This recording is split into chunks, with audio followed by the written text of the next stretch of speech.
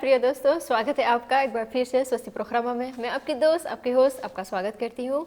आज कुछ और फ्राख आपने हमारे लिए भेजे हैं। आप जानते हैं कि हमारा जो दस्तूर है, हम हमेशा ये करते हैं शुरुआत एपिसोड के पंडित जी का स्वागत करते हुए, उसके बाद आपके प्रश्न हम प्रस्तुत करते हैं। चलिए पंडित जी को हम स्वागत करते हैं। नमस्कार पंडित जी। नमस्कार दर्शनी जी। कैसे हैं आप पंडित जी? हम तो ठीक है, आप कैसे हैं? बहुत अच्छे हैं पंडित जी। आपने अक्षय तृतीया ठीक से मनाई? पंडित जी, आपने हमारे मन की बात बता दी है।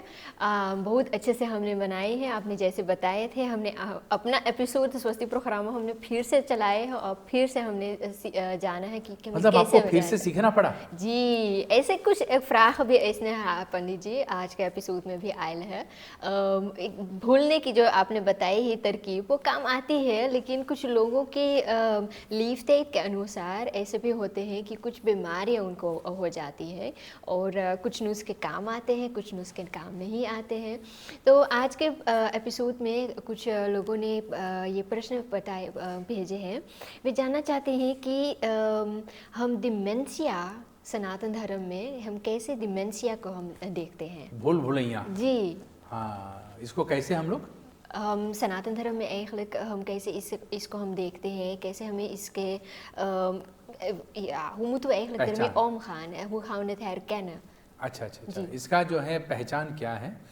देखो, हमारे जीवन में जो है भूलने की बीमारी जो होता है, जी। 5 कारण से होता है। इसमें 5 विशेष कारण कारण होते भी हैं। होते हैं पंडित जी। इसमें कारण भी है। अच्छा पहला जो है एकाकीपन। जी एकाकीपन मतलब जो है इंसान जी। है।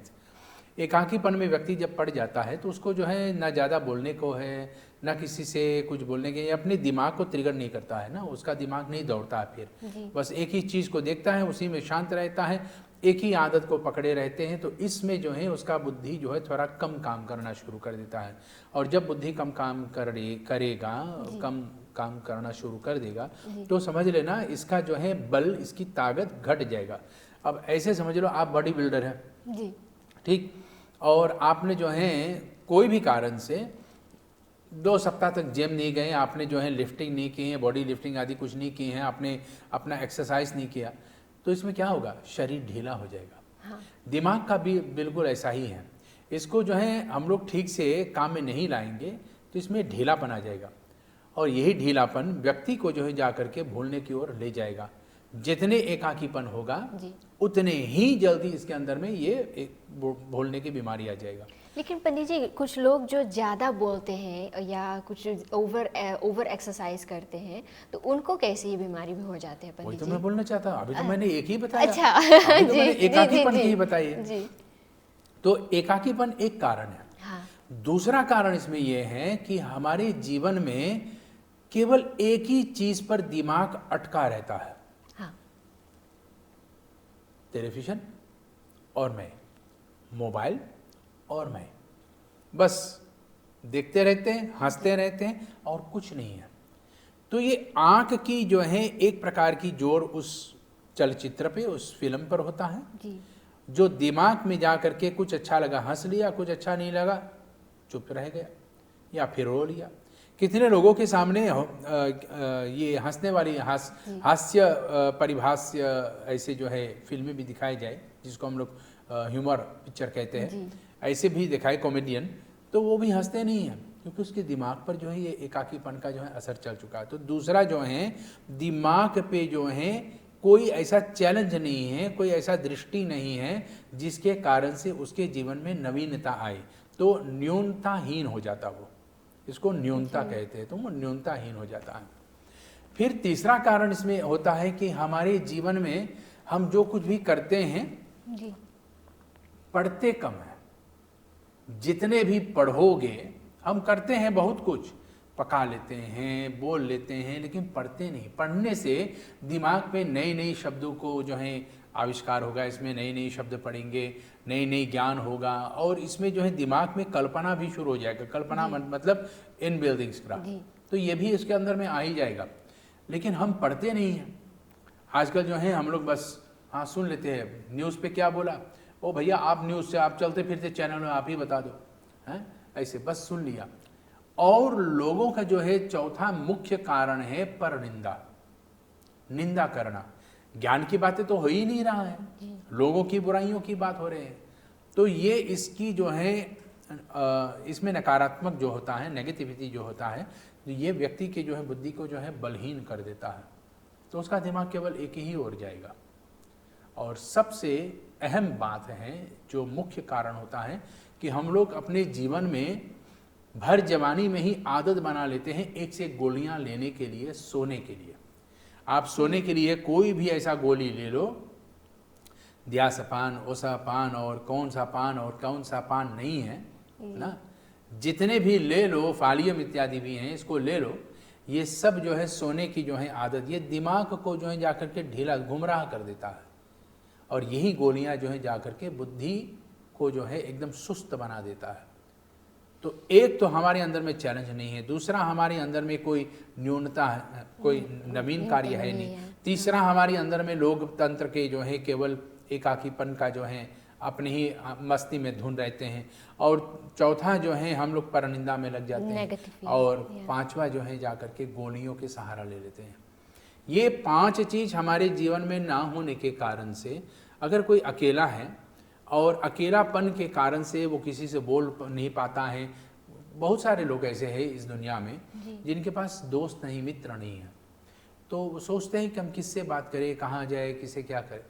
कोई बात नहीं, एक छड़ी ले लो हाथ में और बाहर थोड़ा टहलने निकल जाओ, थोड़ा सा घूमो, एक्सरसाइज करो, चलो।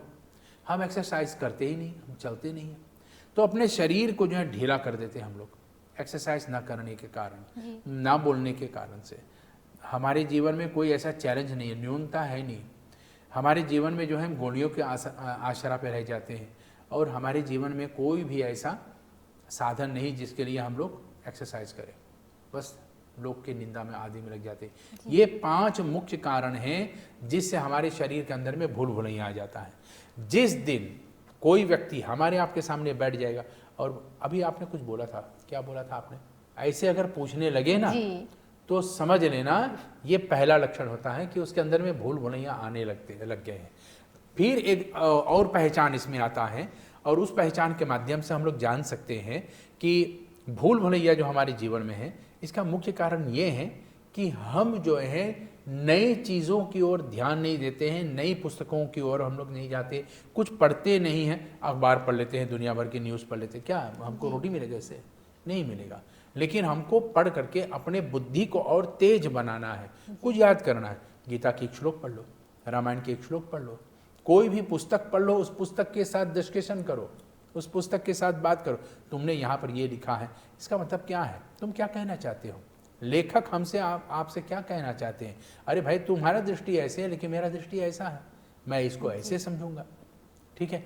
तो यहाँ पर आपस में वातावरण नहीं रह गए। तो ये सब जो है जाकर के मुख्य लक्षण होता है। और सबसे खतरनाक, सबसे भयंकर अगर कोई है इन 5 में से, वह एकाकीपन। Eenzaamheid is de grootste vijand van de mens। अकेले पड़ गए तो आपके पास ना तो कोई बोलने चालने का होगा, ना ही कोई आपको हंसाने वाला होगा, ना ही आपके ऊपर कोई चिंता वाली विषय आएगा, और ना ही आपके ऊपर कोई जोड़ आएगा कि चलो ऐसे करो वैसे करो क्योंकि ये आने वाला वो आने वाला है। अच्छा, लेकिन पंडित जी ऐसे भी होते हैं कि कुछ लोग बहुत ज़्यादा चिंता करते हैं. Is dit ook een reden van veel te veel stress of te veel overpiekeren, dat je ook dementie kan krijgen? ये सब जो होता है, जो हम लोग टेंशन लेते हैं अपने ऊपर, ये एकाकीपन के कारण है, इन समय के कारण है। क्योंकि अगर हम अकेले पड़ गए तो अकेले में हम लोग सोचते हैं, और अकेलापन अक्सर कौन लोग रह जाते हैं आपको पता है? नहीं पंडित जी बताइए। जो लोग वेजिटेरियन रहते हैं ना, वो ज़्यादा से ज़्यादा वही अकेले पड़ जाते हैं। आप तम्बाकू नहीं पीते, आप शराब नहीं पीते, आप मांस नहीं खाते हैं, ऐसे लोगों के साथ कोई दोस्ती नहीं करना चाहेगा। क्यों? क्योंकि इसके पास ना तो खाने के मिलेगा, ना तो पीने के मिलेगा, ना तो मौज मस्ती करने के मिलेगा। तो अब हम नॉन वेज हो जाएंगे ना पंडित जी? क्यों? हमें अकेलापन नहीं चाहिए ना पंडित जी। आप अकेले कब है? आपके साथ भगवान है ना। अच्छा सबसे बड़ा दोस्त तो वही है जी, उनसे दोस्ती कर लो। ये हम भूल जाते हैं पंडित जी। दुनिया वाला साथ छोड़ देगा लेकिन वो साथ नहीं छोड़ेगा, वो हमेशा साथ चलेगा जी। तो उनसे दोस्ती कर लो, हाँ। उन्हीं के साथ चलो, उन्हीं को मन ही मन में याद करो, वो हमारे आमने सामने हैं। आप अपने आप से बात करो, मन आपको फिर प्रति उत्तर देगा। आप प्रश्न कीजिए अपने आप से, आपका मन आपको प्रति उत्तर देगा। और मन ही आपसे बताएगा कि भाई आपने अभी ऐसे पूछा है, ऐसे लगेगा कि अंदर से कोई और बोल रहा है। आप अपने आप से पूछ रहे हैं, आप ही उसका उत्तर भी दे रहे हैं। ये सब जो है अंदर में बैठे हुए आत्मा, जो परमात्मा का अंश है, वही उत्तर दे रहा है। बहुत अच्छा पंडित तो जी। ये एकाकीपन जो है, यही इसका मेन कारण है कि लोग टेंशन में पड़ जाते हैं। अच्छा। और टेंशन कभी कभी इतना भयानक हो जाता है कि लोग गुस्से में लाल पीले होने लगते हैं। जी। और जहाँ तक गुस्से की बात आई है, तो केवल लाल पीले नहीं, लोग जो है बिना कारण फ़ोन उठा करके किसी और को तंग करने के लिए गालियाँ देना भी शुरू कर देते हैं। जी। और यहाँ तक जो है अपने आप को अच्छा बताता है, बाकी लोग को खराब बताता है। तो ये सब एकाकीपन का ही कारण है, क्योंकि आपके पास कोई है ही नहीं चैलेंज करने वाला। तो आप औरों की जो है उंगली करेंगे, जी। और उंगली के करने के कारण से आप उसको अच्छा बताएंगे या बुरा बताएंगे, या तो एकदम से नीचे गिराने की कोशिश करेंगे। जी, लेकिन पंडित जी अगर हम देखेंगे अकेलापन जैसा आप बताते हैं कि ये एक मेन कारण हो सकता है, तो हम जब बच्चों को देखते हैं, बच्चे कुछ ऐसे भी होते हैं कि वो कुछ करते हैं वो भूल जाते हैं। मैं अपना एग्जांपल भी देना चाहती हूँ पंडित जी। मैं जब छोटी थी, वो छोटी थी, तो अभी हमेशा कब बड़े हो गए आप? पता नहीं पंडित जी कैसे ये हो गया था, लेकिन लोग भी ऐसे कहते थे कि आपको शायद कोई बीमारी होगा, क्योंकि मैं हमेशा कुछ ना कुछ भूल जाती थी पंडित जी। तो ये भूलने की बीमारी दूर करने का जो है जी। दो साधन हैं, दो प्रकार के उपाय हैं जो सबके घर में हैं। हम लोग काम में लाते ही नहीं हैं। आजकल घर में है, पड़ा रह जाता है, डेट उसका जो है एक्सपायर हो जाता है। अच्छा। हाँ भैया, खरीदा था पीने के लिए लेकिन एक्सपायर हो चुका है, चलो कचरे में डाल देते हैं। एक है हमारे आपके घर में जो है अदरक, खैम्बर, जी। सौंठ, इसको दूध में घोर करके पिए। अदरक जो है नस को ठीक करता है और सोचने की ताकत भी देती है। और दूसरा है बादाम, आमंदल। जी। बादाम पानी में सूखने को रख दो, अगले सुबह जो है इसको छिलके निकाल करके उसको पेस्ट बना करके खा लो। पेस्ट बना करके खाने का, पास्ता बना करके उसका जी। खा लेना चाहिए। उसके बाद भोजन करो। बादाम खाने से कम, 6 बादाम, उससे ज़्यादा नहीं, मैं 6 ही बादाम के 6 पीस का बात कर रहा हूँ। तो 6 बादाम कम से कम खा लेंगे तो एक तो दिमाग ठीक रहेगा, भूलने की बीमारी भी नहीं रहेगा, और अपने शरीर में जो है एंडोर्फिन एक हार्मोन है, ये बनना शुरू हो जाएगा। और ये जब बनेगा तो हमारे आपके शरीर के अंदर में एक प्रकार के हास्यमय परिस्थिति बन जाता है, यानी कि खसल होने का परिस्थिति बन जाता है, हैप्पीनेस हार्मोन हैप्पीनेस आ जाता है। तो ये एंडोर्फिन जो होता है ये हमारे आपके शरीर के अंदर में है, लेकिन कभी कभी धीरे धीरे बनता है, कभी कभी बंद हो जाता है। और इसको चालू करने के लिए, इसको चलाने के लिए हमारे आपके पास बस बादाम खाने का बस देरी है। अच्छा, nou पंडित जी, dus het maakt niet uit वो छोटा बच्चा होगा या बड़ा ja, volwassen persoon, een oudere persoon. Het maakt niet uit. Deze twee mogelijkheden is eigenlijk voor om dementia tegen te werken eigenlijk. बिल्कुल। Maar als we in een stadium zijn, पंडित जी, कि अब na verander हो ही पाएगा, of de persoon is niet meer te genezen van dementia, is het ook zo, Pandit ji, dat het gaat kunnen helpen? देखो, ऐसा नहीं कि इस संसार में कोई भी ऐसा रोग है जिसका उपचार नहीं है। डिमेंशिया भी अच्छा हो सकता है जी। वो चाहे कितने ही वृद्ध अवस्था में 80-90 साल की उम्र में भी हो जाए, डिमेंशिया को जो है कम किया जा सकता है। बिल्कुल तो निकाला नहीं जा सकेगा, लेकिन कम किया जा सकता है। अच्छा। उसके साथ उसके बचपन की बातें कीजिए। अक्सर अभी हाल ही में जो हुआ वो भूल जाएगा, लेकिन बहुत सालों पहले जो कुछ हुआ है, उसके घर का जो है, उसके परिवार के साथ, अपने घर में कैसे रहा, अपने खेत में कहाँ रहा, क्या करते थे, इन बातों को करेंगे, दोहराएंगे, तो धीरे धीरे उसे वहाँ से हम लोग फिर वापस लेकर के आएंगे। इसलिए जोर नहीं डालना चाहिए, धीरे धीरे उन पुराने बातों को करते करते करते करते आज तक पहुँचना चाहिए। जी। तब ये डिमेंशिया जो होता है ये दूर होगा। क्योंकि पंडित जी ऐसे होते हैं, जैसे आप बताते हैं, कुछ लोग थोड़ा से कंफ्यूज भी हो जाते हैं डिमेंशिया से और अमनीशिया से। अमनीशिया भी ऐसे है कि वो कुछ मेमोरी वो उनका लॉस हो जाते हैं, तो वो याद नहीं कर पाते हैं, तो हम इस तरीके से भी उनको याद करवाते हैं। Is het ook op dezelfde manier dat we amnesia op kunnen verhelpen, पंडित जी? अमनेशिया और डिमेंशिया जो है ये दोनों एक ही जैसे होता है। अमनेशिया जो है थोड़ा और भयंकर है, दिमाग पे कोई सदमा हुआ, कोई चोट लगा, इसके कारण से हम लोग भूल जाते हैं। आजकल के लोग जो हैं इसको सहज में भी हेर्सन स्वेदिंग भी बोल देते हैं। ये भी एक मेन कारण है। एक लड़का अस्पताल में पहुंचा एक्सीडेंट के बाद, तो डॉक्टर ने बोला भाई आपको थोड़ा से अमनेसिया हो गया है, यानी कि भूलने की बीमारी हो गया है। तो यहाँ की भाषा में उसको बोला कि भाई तुम्हारा हेर्सन स्वेदिंग हो गया। बड़ा ज़ोर से हंसा बेचारा ने। डॉक्टर ने बोला क्या हुआ? उसने बोला कि डॉक्टर आज मुझे पता चल गया है और सबूत भी मिल गया कि मेरे अंदर में भेजा है, दिमाग है। अच्छा। उसको सबूत मिल गया। अगर भेजा नहीं होता तो ये भेजा नहीं हिलता, हेर्सन स्वेदिंग नहीं होता। अच्छा। तो ये एक कारण है। ये चोट लगने के कारण से या कोई सदमा, कोई चोट, कोई भयंकर चिंता होने के कारण, कोई शॉक उसको लगा है, इसके कारण से वो हो सकता है। तो ये अमनेसिया जो होता है इसको भी धीरे धीरे ठीक किया जा सकता है। डेमेंशिया बिल्कुल इसी प्रकार से है। अच्छा। अमनेसिया जो है अचानक में होता है और अचानक में ही चला जाता है। डेमेंशिया जो है वो धीरे धीरे आता है। ये धीरे धीरे वाला जो है वो एकाकीपन के कारण से है। डर मेन कारण है, मुख्य कारण डर ही है अमनेसिया का। अमनेसिया का मुख्य कारण डर है, जिसको हम लोग कहते हैं कोई ज़्यादा सीन वक्त तक रहता है ना। हाँ। तो अमनेसिया ही उसका जो है मेन रोग बन जाता है। और जो अवस्था के कारण से या हम लोग को चैलेंज नहीं करते, पढ़ते नहीं रहते हैं, इसलिए हमको अपने जीवन में आधा घंटा रोज कम से कम एक पुस्तक पढ़ना चाहिए। चलो आप अपने मन में ये रख लो कि रोज मैं 3 पन्ना पढ़ूंगा, ठीक, 3 पृष्ठ जो है 3 पन्ने आप पढ़ो रोज, लेकिन पढ़ो। इससे फायदा होता है कि शब्द ज्ञान रह जाएगा, वाक्य कैसे बनता है, द सेंस फॉर्मिंग, ये भी हमारे अंदर में रह जाएगा, और जो हम पढ़ते हैं वो हम समझ भी लेंगे और भूलने की बीमारी भी नहीं होगा। रोज कम से कम 3 पन्ना पढ़ें। अक्सर बच्चे जो हैं स्कूल में जाते हैं, पढ़ते हैं, पढ़ने के बाद घरे आ जाते हैं, जिस दिन डिग्री हाथ में आ गया पढ़ना भूल गया, उसी दिन से पुस्तक एक तरफ, बैग दूसरी तरफ और अपने आप जो है तीसरी तरफ। तो जब ऐसी परिस्थिति आ जाता है तो लोग जो हैं अपनी विद्या से मुंह फेर लेते हैं, और जो लोग विद्या से मुंह फेर लेते हैं विद्या उनका साथ भी छोड़ देता है।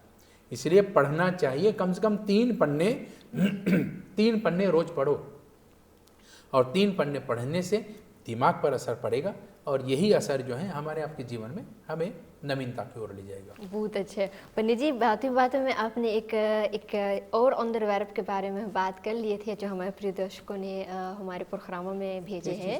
ये है बहुत भयानक वाले टॉपिक है पंडित जी, ये है आग बबूला होने वाला पंडित जी। एग्रेशन वाले फ्राह भी आए हैं पंडित जी, एग्रेशन के बारे में। हाँ जी। कि लोग एक्चुअली क्यों हो सकते हैं, क्यों एक्चुअली एग्रेशन बस्तात है? देखो एग्रेशन जो है ऐसा नहीं कि बस्तात नहीं, एग्रेशन है जी। जिसको हम लोग क्रोध कहते हैं। गीता में भगवान श्री कृष्ण कहते हैं क्रोधात भवति सम्मोहा मोहात भ्रमति भ्रमशत। अच्छा, वो दिमाग पे असर करेगा।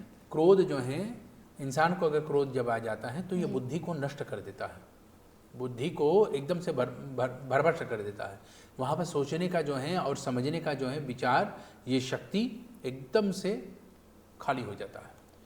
आप उसके सामने कितना ही अच्छा बोलो, वो आपको हर अच्छा को जो है बुरा ही समझ जाएगा जी। गुस्सा ऐसा चीज़ है। इसलिए जब भी गुस्सा आवे तो कम से कम कुछ देर तक जो है 3 बार 4 बार 5 बार लंबी लंबी सांसें लेकर के सोचे, लंबी लंबी, लेकिन बोले नहीं। अच्छा। आप मनी मन में चाहे जो भी सोचे, लेकिन लंबी लंबी सांसें, यानी कि गहरा सांस ले जी। ना कि ऐसे। अच्छा। ये तो गुस्सा और बढ़ाएगा ना जी। तो गुस्सा कम करने के लिए लंबे सांस लेना और धीरे धीरे छोड़ना। अच्छा। गुस्सा अपने आप शांत हो जाएगा, क्रोध शांत हो जाता है जी। हाँ, और लेकिन उसके बाद भी सामने वाला की गुस्सा जो है नहीं कम होता है, तो एक कागज पे लिख करके रख दो कि मुझे शांत रहना है, और उस कागज को अपने जीभ पे रख करके मुंह को बंद कर लेना। अच्छा। और जब तक सामने वाले चुप ना हो तब तक उस कागज को अंदर से ना निकाले। लीलना नहीं है। नहीं, लीलना नहीं, अपने मुख में ही रखना है। जब तक सामने वाले चुप ना हो उस कागज को निकाले नहीं। अच्छा।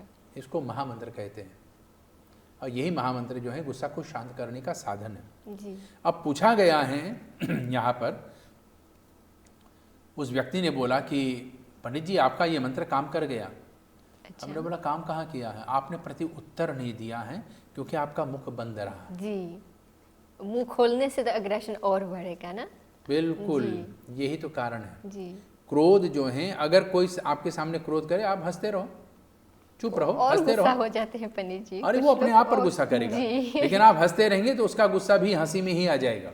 लेकिन पंडित जी कुछ कुछ हालातों में ऐसे होते हैं, कुछ सिचुएशन होते हैं कि कुछ लोग एग्रेशन में वो हाथ पैर भी चलाने लगते कराटे हैं। कुंफू करने जी, लगते कराटे हैं। कुंफू भी हो जाते हैं। हम्म। और अपने आप को बचाने के लिए तो आपको सेल्फ रीडिंग करना पड़ता है, तो वो लोग देखते हैं कि अच्छा वो अग्रेसिव होता था, आप भी अग्रेसिव हो गया तो हो गया महायुद्ध। इसीलिए यहाँ पर भगवत गीता में भगवान श्री कृष्ण कहते, जी। क्रोधाद भवति सम्मोहा मोहाद भ्रमति मति भ्रमशता। तो जी। क्रोध जो है बुद्धि को जो है एकदम से भ्रम में डाल देता है, एकदम से भ्रमशता, वो नष्ट हो जाता है। बुद्धि एकदम सोचने के विचारने का वहाँ शक्ति सब खाली हो जाता है, एकदम जीरो हो जाता है। जी। तो यहाँ पर अगर बुद्धि जीरो हो गया तो ऐसे में जो है अगर कोई ज़्यादा गुस्सा में हो जाए तो उसके सामने से चले जाओ, उसको छोड़ दो, क्योंकि गुस्सा वो कर रहा है, आप थोड़ी कर रहे हैं। अगर आप भी गुस्सा करेंगे तो आपके ऊपर जो है इसका असर होगा। आप गुस्सा नहीं करोगे और सामने वाला गुस्सा कर रहे हैं, आप वहाँ से चले जाओगे, आप सोचते रहेंगे थोड़ी देर तक, लेकिन कुछ देर में आप भी हंसने लग जाएंगे कि भाई मैं तो सफ़े निकल गया हूँ, वो गुस्सा कर रहा है, वो लाल पीला हो रहा है, उसका बीपी हाई हो रहा है, उसके जो है शरीर कांप रहा है गुस्से के कारण से ना। आप शांत हो गए, वो आपके चले जाने के बाद अपने आप शांत हो जाएगा। तो क्रोध एक ऐसा ही तत्व है जो केवल अपने आप को नहीं, अपने रिश्तों में भी दरार पैदा कर देता है, अपने रिश्तों को जो है अपने से भी दूर कर देता है। जी। तो ऐसे में जो है क्रोध अगर कोई करे तो क्रोध वाले व्यक्ति के सामने से हट जाना चाहिए। पंडित जी ऐसे सो कि कुछ लोग जब इसे क्रोध करते हैं तो उनके मन के अनुसार जब कुछ ना हुआ हैगा तब वो गुस्सा होते हैगा, इज दैट ओके पंडित जी? देखो, मन के अनुसार अगर ना हो तो वहाँ पर व्यक्ति जो है थोड़ा से मति भ्रष्ट हो जाता है। मति भ्रष्ट मतलब कि थोड़ा से इंदवार हो जाता है। हाँ। और वो अपने ऊपर गुस्सा उतारने लगता है कि मेरा काम नहीं बनना, मैं ऐसा इत्यादि। लेकिन जहाँ पर क्रोध कोई और के ऊपर हो रहा है वो अलग बात है। अपने आप के ऊपर क्रोध आना वो तो अपने आप शांत हो जाएगा जी, लेकिन जहाँ पर किसी और के ऊपर क्रोध आ रहा है तो वो उस व्यक्ति को उसके सामने से हट जाना चाहिए। अच्छा, लेकिन पंडित जी तो एक्चुअली हम जानना चाहते हैं, हमारे प्रिय दर्शक को जानना चाहते हैं, अगर वो एक टॉपिक जो होते हैं उनको अपलॉस करना है, लेकिन वो एक व्यक्ति गुस्सा करता है, एक सुलझाना चाहते हैं लेकिन वो सुलझा नहीं पाते हैं, अगर वो चले जाएंगे तो वो टॉपिक अपलॉस कैसे होई? नहीं, वहाँ पर तब उस व्यक्ति के साथ ऐसे तय करना चाहिए, उनसे बोलना चाहिए कि भाई जब आपका गुस्सा शांत हो जाएगा तो हम इसके बारे में बात करेंगे जी। और अगर आपका गुस्सा उसके बाद फिर शुरू हो जाएगा तो हम इसके बारे में बात तभी करेंगे जब आपका क्रोध जो है शांत हो जाएगा। और अगर क्रोध शांत फिर भी नहीं हुआ तो उसको समझाने के लिए जो कुछ भी आपको कहना था आप लिख करके उसको दे दो, और लिख करके उसको देने से वो पढ़ेगा। बीच बीच में वो कितना ही फाड़ेगा, कितना भी चिल्लाएगा, कुछ भी, लेकिन उत्तर तो आपका उसके सामने है। और चिट्ठी जितना, एक कागज़ जो है जितना भी कहें उस कागज़ से उतनी ही वो धीर रहती है। धीर माने खजोदख, उतनी वो धीर वीर है। और जो धीर वीर रहता है उसी का जीत होता है। जो बीच में कूद करके बोलना शुरू कर देता है उसका जीत कभी नहीं होता है। जो धीरवान है, जो शांतवान है, उसी का जीत होता है। जी। तो इसलिए एक पेपर जो है उस पर आप लिख करके धर दो, सामने वाले पढ़ने के बाद कितना ही गुस्सा करे लेकिन उसके बाद फिर से पढ़ेगा, हाँ तो भैया सच लिख ले है, हाँ सच रहा, क्योंकि उसका गुस्सा भी धीरे धीरे शांत होगा। लेकिन पंडित जी हर वक्त कागज़ कलम हमारे लिए पेन और पेंसिल नहीं होते हैं, पेपर भी नहीं होते हैं, तो उस समय हम क्या कर सकते हैं अगर पेन और पेपर नहीं है हमारे सामने? आप जब भी घर पे पहुँचे जी। या ऑफिस से या कहीं पे भी आपको जहाँ पर पहुँचना है, आप जहाँ पर पहुँच गए, पहला काम कीजिए, आपके मन में जो रहा उसको लिख करके रख दो पहले से। अच्छा। फिर उसके बाद घर पे आराम से उसको पढ़िए और उस व्यक्ति को समझाने के लिए उसके अच्छी प्रकार से एक चिट्ठी बना करके एक पत्र को बना करके उसके लिए आप रख दो। मतलब कि व्हाट्सएप हम नहीं करें ना पंडित जी? व्हाट्सएप तो आजकल जो है व्हाट्सएप जो एकदम डाउन में चला जाता है। अच्छा। उसने खोला, हाँ इसको मैं पढ़ना नहीं चाहता हूँ, हटा दिया, जी। पढ़ा भी नहीं, वो बाकी मैसेज आएगा, वो आपका मैसेज धीरे धीरे नीचे हो जाएगा। इसलिए चिट्ठी सबसे मेन है, चिट्ठी उसके सामने आएगा। व्हाट्सएप का जो है मैसेज डिलीट हो सकता है, वो मिटा भी सकता है, लेकिन आपका पेपर वो कम से कम फाड़ करके चिपोट करके कहीं कोने में डाल सकता है। जी लेकिन जब दिमाग ठंडा होगा तो वो कोशिश करेगा फिर पढ़ने के लिए, समझने के लिए कि क्या लिखा है। जी। लेकिन एक बार मैसेज डिलीट कर दिया गया तो तो वो उसको फिर से वापस नहीं ला नहीं सकेगा। इसलिए व्हाट्सएप में कोई सुझाव नहीं है, जी। अगर है तो लिखित अवस्था में। Acha. Maar Panetje, heeft ook onze voeding een invloed op hoe wij ons eigenlijk dan voelen? Dus in die agressiviteit, hoe we agressief dan worden. Heeft de voeding ook daarmee dan te maken? बिल्कुल, हमारे जीवन में जो है क्रोध को उत्पन्न करने के लिए और यहाँ तक भूलने की बीमारी को भी पैदा जी। करने के लिए भोजन में बहुत बड़ा हाथ है। अच्छा। जितने भी बासी भोजन हम लोग करेंगे, यानी कि भोजन एक बार ठंडा हो गया और उसको फिर गर्म करके खाना, जी। ये बासी भोजन हो गया, और बगैर गर्म करके फिर हम खा लिए वो शीत प्रसाद हो गया। अच्छा। तो वो शीत भोजन है, शीत माने जी। ठंडा भोजन। जी तो शीत भोजन करने से सबके लिए ठीक भी नहीं होगा। जी लेकिन ज़्यादा ठंडा खाएंगे, ज़्यादा बासी भोजन तभी करना चाहिए जब तक भोजन गर्म है। जी भोजन ठंडा होने के बाद गर्म करके खाने से भोजन की शक्ति जो है ख़त्म हो जाती है, मिट जाता है। तो वो भोजन नहीं, वो विष बन जाता है, वो जहर बन जाता है और वही शरीर में बीमारी पैदा करता है। उसका बीमारी केवल दो है, एक क्रोध है, एक भूलने की बीमारी। तो बासी भोजन के कारण से भूलने की बीमारी बनता भी है और जो है गुस्सा उसी बासी भोजन के कारण से भी बनता है। और जिसको गुस्सा भी ज़्यादा आता है तो उसे अपने जीवन में दो चीज़ बिल्कुल नहीं खाना चाहिए, दो चीज़ नहीं खाना चाहिए। जी एक है कड़वा, जैसे करेला आदि में, और दूसरा मिर्ची नहीं खाना चाहिए, तीखा नहीं खाना चाहिए। जिसके अंदर में क्रोध ज़्यादा है वो मिर्ची आदि से दूर रहे। है जितने हॉट पेपर हैं, कुछ लोग कहते हैं कि मर्चा नहीं होगा तो हमारा भोजन नहीं उतरेगा, ठीक, लेकिन मर्चा से दूर रहना है, क्योंकि यही तो क्रोध, यही तो शरीर में गर्मी पैदा करता है और इसी गर्मी से हमारे शरीर के अंदर में क्रोध उत्पन्न होता है। तो इस क्रोध से बचने का जो है एक ही उपाय है, अपने भोजन पे ध्यान रखें, बासी भोजन न करें, ठंडा भोजन न करें और मिर्चा बिल्कुल ना करें। बहुत अच्छे। पन्नी जी, कुछ और दूसरे फ्राख भी आयल है, लेकिन अब मैं कैसे पूछूं, इस फ्राख को मैं नहीं जानती, लेकिन अब पूछना पड़ेगा क्योंकि हमारे प्रिय दर्शकों ने ये प्रश्न भी भेजे हैं कि मटेरियलिज्म काहे के भी है पंडित जी? बाप रे नारायण, मटेरियलिज्म जी इस संसार में आजकल लोगों की अंदर में मैं और मेरा बहुत ज़्यादा है। जी मेरा है, मैंने बनाया, मैंने खरीदा, मेरा है, हमने पाया है, हमने कमाया है। ये मैं और मेरा जो है, इसमें व्यक्ति केवल अपना ही दिखता है। लेकिन अब पूछा जाए वास्तव में कि वो संसार से जब जाएगा तो क्या ये मैं और मेरा वाला जितना भी घर रहा, गाड़ी रहा, कपड़ा रहा, धन दौलत रहा, वो क्या साथ में लेकर जाएगा? कुछ नहीं, सब यहाँ ही पड़ा रह जाएगा, कुछ साथ नहीं जाएगा। और जब कुछ साथ नहीं जाएगा तो वो किस बात पर कहते कि ये मेरा है? ये तत्वों के साथ जुड़ जाना, इसको माया कहते हैं। जो माया के पुजारी हैं, माया के पुजारी मतलब जिसके लिए धन सब कुछ है, जिसके लिए पदार्थ, स्टेटस, नाम, मकान, दिखावा, ये उसके लिए सब कुछ है, वही इसके अंदर में फंस जाएगा। आप एक दिन अपना मोबाइल एकदम से बंद करके कहीं छिपा दो और एक दिन बिना मोबाइल का रहना कोशिश कर लो। जी मैंने तो करके देखा है।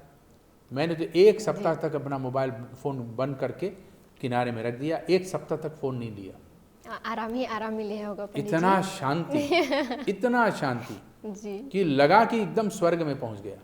लेकिन अगले दिन जब फ़ोन उठाया तो कम से कम 700 मैसेज उसमें पड़ा रहा कि इतना सारी हमको जो है उनको जवाब देना है, उत्तर देना है।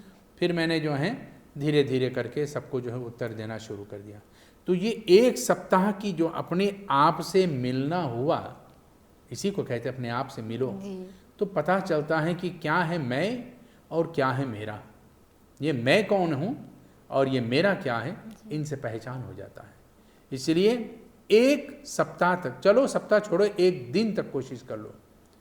एक दिन तक कोशिश करो कि ना मैं अपने घर के बारे में सोचूं, ना अपने कपड़े के बारे में सोचूं, ना अपने शरीर के बारे में सोचूं, क्योंकि ये मेरा है नहीं, और ना ही मैं अपने फ़ोन के बारे में सोचूं। फ़ोन भी बंद करके रख दो। घर से ना निकले, घर में ही बैठे 1 सप्ताह तक या 1 दिन तक घर में बैठे आराम से रहें। उस दिन किसी से जो है ज़्यादा बोलचाल नहीं, जो आ गए उनसे बोलचाल कर लो, फ़ोन तो देखना तक नहीं, ठीक जी। आपके अंदर में जो शांति आएगा, जो आपको जो है प्रेम भाव होगा आपके अंदर में, एक अच्छा जो है क्या कहते हैं इसको, एक प्रकार की खुशी जैसे जो है, सुख जैसे अनुभूति होगी। यह सुख की अनुभूति अपने आप से पहचान होने के कारण से होता है। उस समय वास्तव में हम अपने आप से मिल पाते हैं, वरना तो हम दुनिया से मिलते हैं लेकिन अपने आप से नहीं मिलते हैं। एक बार मिलिए अपने आप से और अपने आप से पूछे कि मैं कौन हूँ, मैं कैसे हूँ, और जो मैं इस समय दिखता हूँ संसार में मैं वैसा ही हूँ या मैं संसार के लिए ही सजता हूँ और संसार के लिए ही बनता हूँ। बस एक बार, एक दिन के लिए अपना ये सब कुछ अलग कर दो। बहुत अच्छे। Dus dan weten we wat dan het verschil is van materialisme. उसी दिन जो है आप जिस चीज़ से अपना नाता जोड़ बैठे हैं कि ये मेरा है, ये इसको हम ले लेंगे, इसको हम पा जाएंगे, ये अपना जो है मटेरियलिज्म जो होता है ये छूट जाएगा। और मटेरियलिज्म जो होता है तभी पैदा होता है जब हमारे अंदर में माया की चाह सबसे ज़्यादा है। और माया क्या है? किसी को नीचा गिराना, किसी को बर्बाद करना, किसी को जो है ऐसे बोल देंगे, ऐसे करेंगे, उसको सुखी नहीं रखेंगे, उसका जीवन हराम कर देंगे इत्यादि। ऐसा जो सोचना, ऐसे जो विचार करना, एक दूसरे के प्रति नफरत करना, किसी को देख करके जलन करना, यही तो जो है माया के कारण है। और यही हमें अपने आप से दूर कर देते हैं। अगर हम किसी को देख के जलते हैं तो हम अपने आप को नहीं, उसके बारे में चिंता करना शुरू कर देते हैं। अरे अपने बारे में चिंता करके रहो जी, फिर आपके जीवन सुखमय होगा। लेकिन औरों के बारे में सोचते रहेंगे तो आप अपना ही टाइम वेस्ट कर रहे हैं, उसका तो कुछ जाएगा नहीं, लेकिन आप खुद जलेंगे सोचने वाला, जलेंगे जलने वाला। लेकिन जिसको हम जलाना चाहते वो तो जलेगा नहीं, वो तो आराम से मजे में पड़े हैं। इसलिए ये मटेरियलिज्म जो होता है ये इसी कारण से होता है क्योंकि हमारी बुद्धि में ये सोचने का साधन नहीं है, उद्वेकलिंग नहीं है। हमारे अंदर में इतना योग्यता नहीं है कि हम संसार की जो है माया को ठीक से समझ सके। जिस दिन माया समझ गया उसी दिन ये मैं और मेरा, तेरा मेरा सब खत्म होगा। जी पनी जी, aansluitend deze भी हुआ है, ये vraag ऐसा भी आयल है कि meestal जब पति पत्नी में ये नहीं बनता है और अनबन हो जाते हैं तो पहुंच जाते हैं rechter के लगे echtscheiding मांगे करें। Dat is eigenlijk al een paar keren de vraag gekomen van in hoeverre is de echtscheiding volgens de Sanatan Dharma wel mogelijk, bestaat dat of bestaat niet। आप उत्तर दे चुके हैं इसके बारे में, लेकिन ऐसे भी होते हैं कि लोग जब echtscheiding लगे पहुंचे हैं, dan komt die materialisme ook daar een beetje en daar komt dus eigenlijk vechten men meer over जो हम ले ली है हमके चाहिए के terug लेवे के हम angle terug, maar denkt men niet aan de kinderen als kinderen erbij dan zijn। hoe moeten ze daarmee omgaan पंडित जी? देखो ये त्याग पत्र आदि जो कानून के पास जाते हैं एक दूसरे के साथ डाइवोर्स इत्यादि लेने के लिए, त्याग पत्र जो होता है एक दूसरे को देख करके जलना क्योंकि हमारा जीवन अब आपके साथ नहीं चलेगा इत्यादि इत्यादि, ये सब होता है तभी जब व्यक्ति केवल अपने के बारे में सोचता है, औरों के बारे में नहीं, केवल अपने के। आपने अगर किसी के साथ जीवन बिताए हैं और अब इस मोड़ पे पहुँचे कि वहाँ पे आप एक दूसरे से अलग हो रहे हैं, तो आपको ये समझना चाहिए कि हमारे जीवन में आज वाला स्थिति केवल नहीं रहा, इससे पहले भी हम लोग प्रेम के साथ रहे। वो प्यार कहाँ गया, वो दुलार कहाँ गया जब हम लोग मिले थे पहली बार? उस समय हम लोग मिले थे, उस समय हम लोग हंसते थे, एक दूसरे के बिना रह ही नहीं पाते थे, घंटों तक फोन में रहते थे। उसका फोन नहीं आया, मैसेज नहीं आया, हम अपना मोबाइल फोन को 1 घंटे के अंदर में कम से कम 50 बार देखते थे जी। और फिर फोन करते हैं भी, पूछते फिर उनको मिस कॉल देते हैं कि आप कहाँ हो, जवाब दो, उत्तर दो।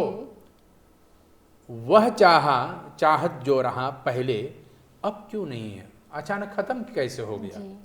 तो यहाँ पर लोगों के अंदर में ये सोचना चाहिए कि जो पहले हमारे साथ रहा अब काहे के ऐसे बदल गया है, क्या ऐसी परिस्थिति इसमें आ गई हैं।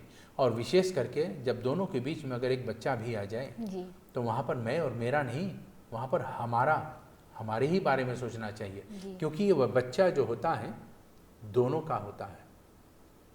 अलग जब होते हैं तो पीछे जाते हैं बच्चे को अकेले इसमें। एक बच्चे के अंदर में जो प्राण है वो बाप की देन है। माँ तो शरीर को जन्म दिया है, लेकिन उसके अंदर में जो प्राण है वो बाप का देन है। बाप ही उस प्राण को देते हैं, तभी वो जीवित कहलाता है जी। लेकिन लोग अपनी एक दूसरे की लड़ाई में ये भूल जाते हैं कि शरीर तो तूने दिया, लेकिन उसके अंदर में बोलने की शक्ति बाप के द्वारा आया है। तो बाप ही धर्म बताएगा और माँ ही दुलार बताएगा। लेकिन यहाँ पर दोनों जब अपने में खींचते रह जाएगा तो बच्चे किसकी ओर जाएगा? वो बच्चा वही सीखेगा कि जो माता पिता उस समय कर रहा है और समझेगा कि भाई यही ठीक है, और क्योंकि लातर भी मुझे हाँ, यही पे करना क्योंकि है। उसके दिमाग में यही आएगा कि माता पिता ने ऐसे की हैं और इससे छुटकारा मिला है तो हमको भी इसी प्रकार से छुटकारा मिलेगा। जबकि वो बच्चा जो है माता पिता की लड़ाई को देख करके वो भी उसी प्रकार से बन जाता है और वही बच्चा ना कभी माँ का भी बनेगा ना कहीं बाप का भी बनेगा। वो माँ को भी बड़ी बात बोल देगी और बाप को भी बड़ी बात बोल देगी। जी। वो दोनों को जो है कड़वे वचन बोल करके चुप करा देगा। और ये फल दोनों की लगाई हुई है। जिसके पास वो बच्चा रहता है उसी का वो कॉपी करता है और उसी का कॉपी करके उसी के सामने वो पेपर रख देगा। तूने तो ऐसे हमको सिखाया, तूने हमारे साथ ऐसे की हैं, तो वही तुम्हारे सामने आएगा। इसीलिए बच्चे जब बीच में आ जाता है तो वहाँ पर आप तलाक के बारे में, डाइवोर्स के बारे में मत सोचें। वहाँ पर ये बच्चे को जो है, इस बच्चे को हम लोग किस प्रकार से आगे बढ़ाएंगे, इसका जीवन सुखमय रहेगा, इसके साथ हम लोग हंसे, ये जो कर रहा है इसको देख देख करके हम हंसें, इसके साथ हंसे, इसके साथ खेलें, इसी में जीवन व्यतीत करें, तो दोनों को आपस में कहाँ गुस्सा हो जाएगा, कहाँ मैं और मेरा और तू मैं रह जाएगा। ये दोनों का प्रेम इसी बच्चे के आधार से आगे बढ़ जाएगा। पन्नी जी, मिसाल जब ऐसे भी हुए है कि ये शादी विवाह जब होते हैं तो हम एक बरकू को हम बराकू आपने जैसे बताए थे पहले, वो भी होते हैं।